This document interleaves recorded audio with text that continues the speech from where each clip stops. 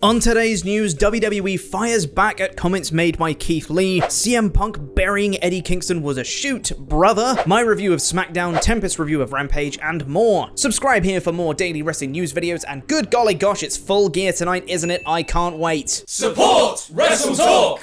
Little disclaimer to start this show, I'm holding a microphone in this one because the clip-on mic that I normally use is very, very broken, and for some reason it's just not working, so I'm using this one. So sorry if it looks a bit weird or sounds a bit weird. You're welcome. It's been little more than a week since WWE released 18 wrestlers from their roster. Again, perhaps the biggest name sent packing was the most likable man ever, Keith Lee. Lee had been off television for most of 2021 while dealing with a heart condition before making his return to Raw in July. Shortly after his release, Keith Lee posted a statement to Twitter on November 8th. Among other things, he said that he paid for all of his medical expenses. He said, "Greetings and salutations. This day is my birthday. It is not a happy birthday, but it is one I am most grateful for. Several months ago, it was not a guarantee I would make it to this day, so there is a positivity in that. I paid all my medical bills from the many offices and machines I frequented. There is positivity in that. And I do find it amusing that people believe anyone but me paid for my medical expenses." This was apparently a statement that WWE did not like, as they released their own statement on the matter, claiming that they did pay for his medical bills. The statement said, "Keith Lee's recent comments implying WWE failed to pay his medical bills are erroneous. WWE has an extensive healthcare program for the medical care of its in-ring performers, and Mr. Lee was part of this program while with the company. Should Mr. Lee have any concerns over the payment of his medical bills, he is welcome to address them with WWE." There have been several reports this week that Keith Lee had attitude problems backstage, which sounds like code for "our creative is terrible and he didn't like it." And now with this news statement, it suddenly appears that Keith Lee's departure was not an amicable one. We, of course, love Keith Lee here at WrestleTalk because, well, why wouldn't you? And can't wait to see what he does next. One of the most memorable promo segments of the year came last week on AEW Rampage, when CM Punk and Eddie Kingston verbally teed off on one another. Kingston came prepared with lots of verbal ammunition, referring to times Punk buried him while on the independents. Well, it turns out this was more real than not, as an unnamed wrestler told Dave Meltzer the story of when Punk buried Kingston while working in IWA Mid-South. The wrestler said via the Wrestling Observer newsletter that, "I can fully vouch for Eddie's promo on Punk the other night. I was sitting right there in an IWA Mid-South locker room when Punk called Eddie and his partner at the time, Blackjack Marciano, fat, lazy, and unsafe. Marciano had just accidentally injured Delirious in a previous match, and Punk was hot about it, so just buried them non-stop. I could see why Eddie hung on to that hate and anger for so long." There have been no reports of any genuine heat between the two men, but their program is clearly being built on real-life experiences. As long as this doesn't end up in a shoot fight,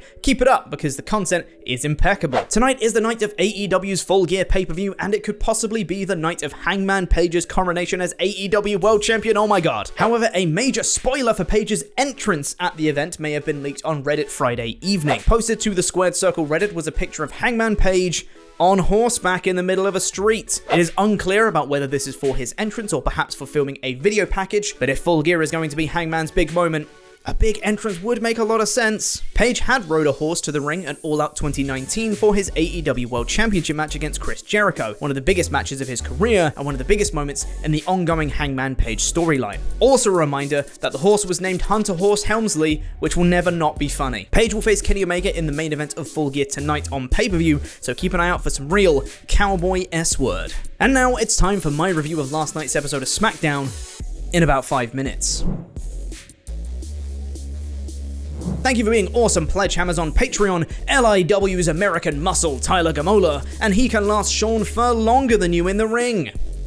Alright, let's get the elephant in the room out of the way to start with, and no, I'm not talking about the microphone. This was not a good episode. I'm going to try really hard and not be too negative, because I understand people don't want to hear that all the time, but don't be surprised if I end up being negative anyway, because Jesus Christ, this show was awful. It started with all the SmackDown women standing in a row, where Sonya Deville introduced all of the Women's Survivor Series members, but Sasha Banks wasn't looking to coexist, getting in Shotzi's face immediately, and then Naomi came out, who got in Sonya's face, and then everyone started brawling. But I know you're asking, how will they coexist? Good question.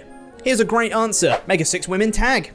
That's sure to get them on the same page. This was a fun little match which got a decent amount of time and had a nice finish, with Natalya locking in the sharpshooter on Aaliyah, but Naomi roped Natalya's head, allowing Aaliyah to get the roll-up win. Aaliyah gets a win in her debut match on the main roster. That's nice. So nice, in fact, that she threw up in excitement before she left the ring. Whoops. Aaliyah's on cloud 9, nothing can bring her down, apart from Sonya Deville backstage telling her that she's no longer on the Women's Survivor Series team. She just won. She just won her match. And now she's off the team. Most likely the reason is because Naomi got involved in the finish, but Aaliyah just won. Great booking, guys. Great booking. Sami Zayn then did a promo on himself in the mirror, and Jeff Hardy said it sucked. Like your one to talk, Jeff promo machine Hardy. Elsewhere, it's Reigns versus Woods tonight, and Reigns made the stipulation that he'll have to bend the knee if he loses, and Woods will have to bend the knee if he loses. If that stipulation sounds familiar, it's because it's the exact same stipulation as last week, but with Reigns instead of Jimmy Uso. Awesome. Up next, Shinsuke Nakamura and Rick Boogs came out for a match against Los Lotharios, but before the match starts, we cut backstage to Happy Corbin and Madcap Moss talking, and then it goes to a recap of Moss's joke from last week, and then it goes back to them backstage, and Moss does another not funny joke about Vikings, and then they laugh about it, and then we go back to the ring for the match. Pacing. Non-existent in this company. And after Tempest and I complained that the champion was pinned in the main event of NXT 2.0 this week, the champion took the pin here. Oh, yeah, Nakamura is the Intercontinental Champion, by the way, in case you forgot that, because I did, as Los Lotharios put him away with a new tag finish. I really like Los Lotharios, now, without their surnames, but there's a Boogs right there to be pinned. Now we get to my favorite part of the show. Backstage is Adam Pearce, Sonya Deville, and a debuting Von Wagner from NXT. Look, everyone, it's Von Wagner, your favorite NXT wrestler. Adam Pearce and Sonya Deville talk about removing people from their teams, and then Sami Zayn comes in and demands that Jeff Hardy be taken off the men's team. Adam Pearce then says it will be Hardy versus Zayn. Loser gets taken off the team. And then Sami walks out, and that's the segment. Guys, Von Wagner was there. Is no one going to talk about the Von Wagner in the room? He wasn't even acknowledged, looked at, nothing. He was just there, standing as if he was completely invisible. The only thing that happened was that Sami looked at him briefly before he walked off. There was no nameplate for him, so non-NXT 2.0 fans would know who he was. He was just there. What is this company? They can't do basic storytelling. This was my favorite thing on the show. Absolute pure comedy. I love it. The tagline for WrestleMania 38 was revealed to be the most stupendous two-night WrestleMania in history. Catchy, that. I changed my mind. That might be my favorite thing on the show. Charlotte Flair then did a really obnoxious promo saying that Becky was going to need a new name after Survivor Series. Becky, uh-oh. And then she said, uh-oh, a lot and got the crowd to say it with her. I got a physical, primal reaction to this promo where I just wanted to turn the show off. Oh, and hey, look, it's Toni Storm. They finally remembered about her. She came out and said she wanted a SmackDown Women's Championship match. Why, in kayfabe, would she be even close to the front of the queue? She lost in the first round of the Queen's Crown tournament, and Charlotte said no, as she should, really, and that was that. Aaliyah backstage was about to be manipulated by Mustafa Ali, but Ricochet came in and hyped her up and led her away from the mean man. Jeff Hardy versus Sami Zayn came next, and they changed Sami's music. This company. You know, I can tolerate nonsensical debuts and terrible taglines for pay-per-views, but I draw the line at changing Sami Zayn's incredible theme song. This was a fun, if somewhat formulaic, Sami Zayn match where he attempted to cheat with an illegal pin, was caught doing so he argued with the ref, twist of fate, swanton, Sami loses. Sami no longer on the Survivor Series team. Just gonna remind you, by the way, that Survivor Series is next week. Crazy that. Hit Row do another promo. I wonder when they're actually gonna do something. And then, oh no, and then Jinder Mahal and Shanky do a promo back to them and they rap the promo and it's awful.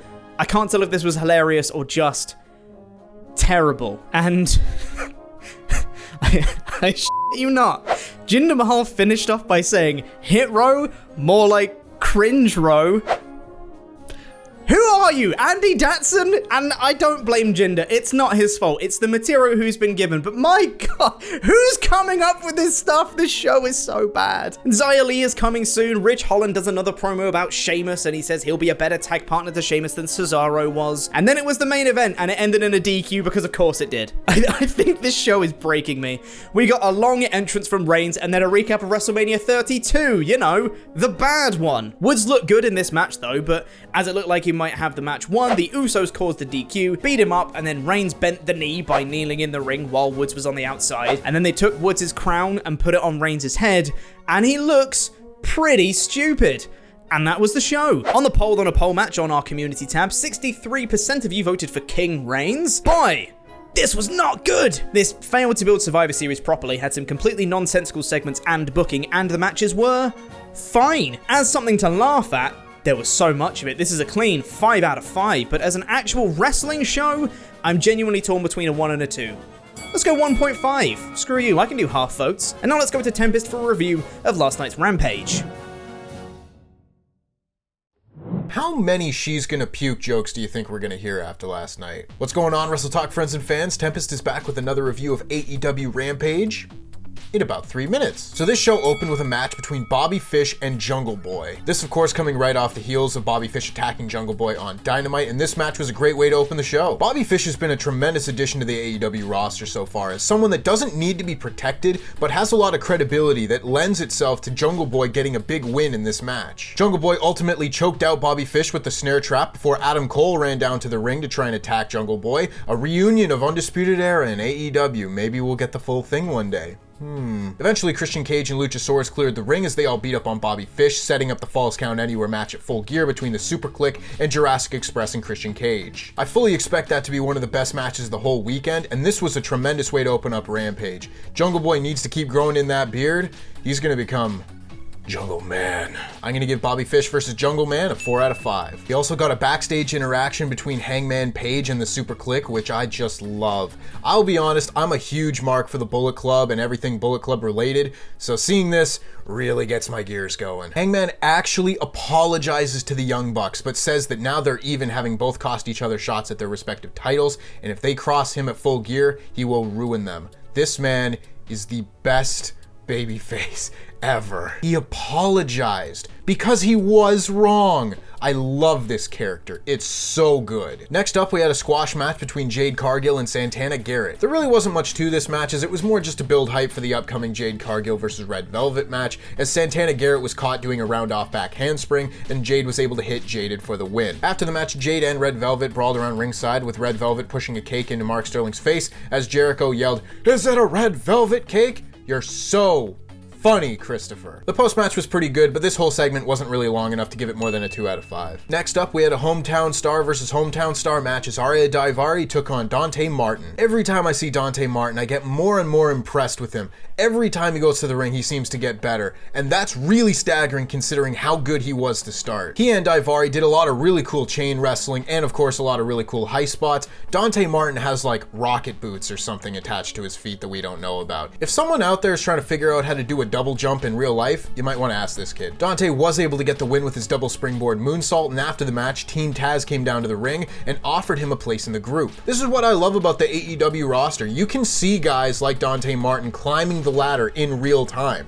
Every week it seems like he is higher on the totem pole than he was the week before, and that's just so encouraging for someone who loves seeing young talent succeed. I was a big fan of this match. I'm giving it a 4 out of 5. We then got the main event lumberjack match as Matt Hardy took on Orange Cassidy. Now this is where the show really did hit a snag for me. I was a big fan of the Matt Hardy Orange Cassidy match that was on Dynamite a few months ago, but this feud just keeps going, and it really has no business to at this point. With the majority of the lumberjacks being heels, Matt Hardy placed a bounty on Orange Cassidy's head, making all the lumberjacks turn on the best friends, and this match was just kind of a mess. It was just kind of like 15 minutes of non-stop heat. Orange Cassidy was able to get a bit of a hope spot in as he did a big dive onto the lumberjacks at ringside and ran wild, hitting orange punches, but that was kind of it. It then broke down again with the lumberjacks getting in the ring, with the blade hitting Orange Cassidy with the Brax Knucks, allowing Matt Hardy to get the win. This feud must continue. Just book the hair match, shave Matt Hardy bald, and move on. I'm done with it. I wasn't a big fan of this main event, and I think it was probably the weakest one that we've seen on Rampage so far. I'm gonna give it a 2 out of 5. Overall, I'd say this was probably the weakest episode of Rampage I've had to review so far. It definitely felt like they put all the important Full Gear related things on Dynamite as opposed to this show, and as such, this show just kind of felt a little bit unimportant. It was still fun, but that main event really soured me on it. I'm giving the show a 3 out of 5. And that just about wraps it up for me. If you want to hear more of my thoughts on this show and last night's SmackDown, make sure you go over to WrestleTalk Podcast later on today, where myself and Chopper Pete will be breaking down both shows in complete detail. I'm getting good at doing this outro. This is the First Take, LIW for life. Just a reminder that we're running a competition with Gemstone Legends right now, where if people download the game using our QR code on screen now, or our links in the video description below, you'll be entered into a contest to win a legendary smartphone. So go do that. In all fairness, like when I was messaging Matt McMuscles earlier, he was like, amazing, I just wanted to come on the podcast and talk to you about the new Limp Bizkit album. And I was like, yeah, me too. Like that's kind of what I was thinking of doing. I was listening to it again this morning. This whole thing just devolves back into a new metal podcast. That's the way that me and Tempest roll. Anytime we get together, it's like, hey, should we just talk about some new metal? Yeah, let's do it.